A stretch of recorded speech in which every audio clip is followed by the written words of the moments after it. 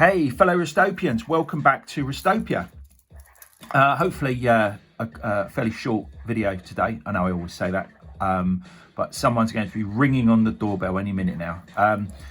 It's viewers' comments. Thank you very much to all my subscribers. Hope you get some enjoyment from the channel and find it interesting, entertaining and informative. Yeah, I'm not perfect. I make some mistakes. Say some things that I don't explain properly, one of which was in the Grand Seiko versus Rolex versus Grand Seiko video that I did. I had the Grand Seiko, the winning Grand Seiko from that video, whose name I still don't know off by heart.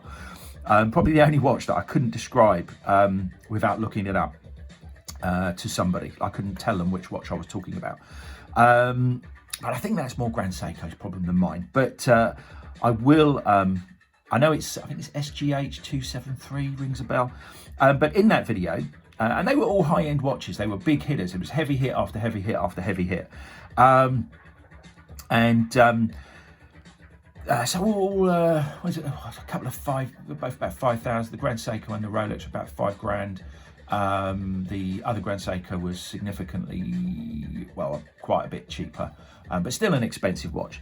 And in that, I rather stupidly said, I referenced the Tissot that was in a previous video, the gentleman, and I said that really this watch should be in the video with those four, because I think my actual words were, in many ways, it's better than all three. And then I didn't explain that comment and just waffled on. So I figured I'd best, reply to Mystery Boy with a bit of an answer, and anyone else who thought that was a bit weird. What were my reasonings for that? Well, I'll tell you. I suppose it's as with everything, really. It's not one particular thing. It's just where this sits in my collection. For me, it fits perfectly, and I know that isn't going to be the same for everyone. Whereas this Grand Seiko doesn't fit me very well because of the lack of micro adjust. The Tissot doesn't have micro adjustment, but it just happens to fit me. So that's kind of a bit of a silly reason, really, because I'm just lucky that the Tissot fits perfectly and unlucky that the Grand Seiko doesn't.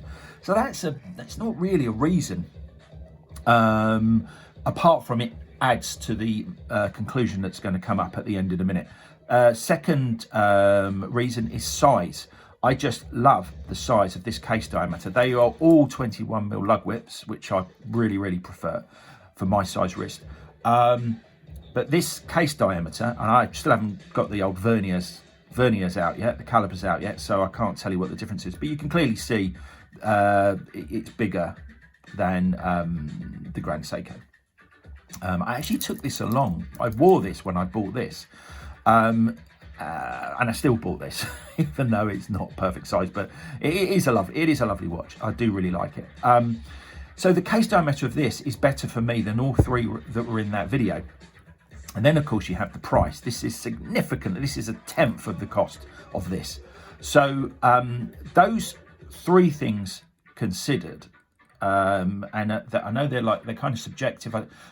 Two of them are subjective, and one, cost, is kind of irrelevant in some ways, because you can't, the more expensive ones generally are going to be nicer, be better.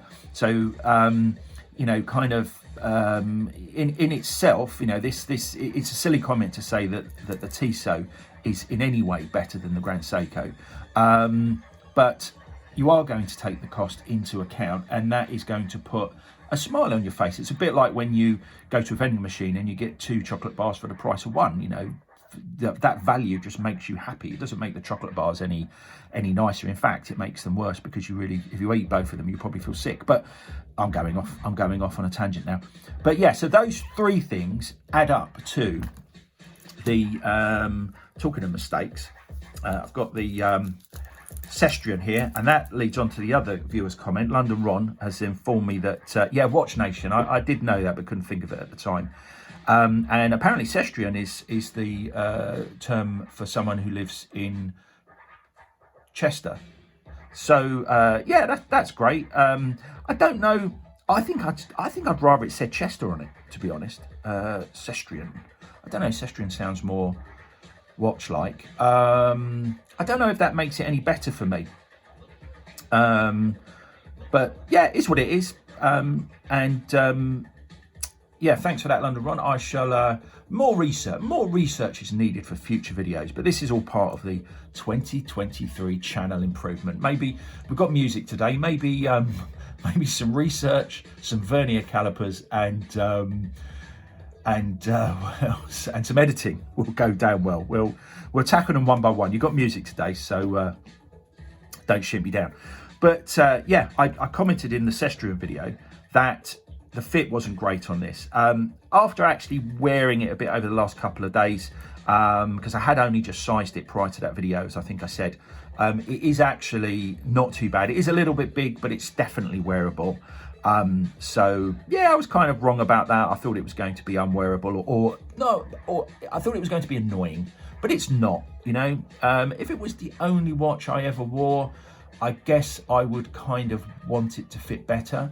But because it's not, and it's within a tolerance, I think that's part of the beauty of wearing different watches, is that, you know, so this watch is a little bit big, but then when you put one on that is perfect, you enjoy it all the more. And that is the thing, that is the reason for my comment about the Tissot, is that overall, when I put it on, the case diameter, the way it fits me, is and the value for money in there is perfect, and it just puts a big smile on my face. Right, I think you can hear my doorbell ringing, so on that point I'm going to say one wrist, live it. Take care, people.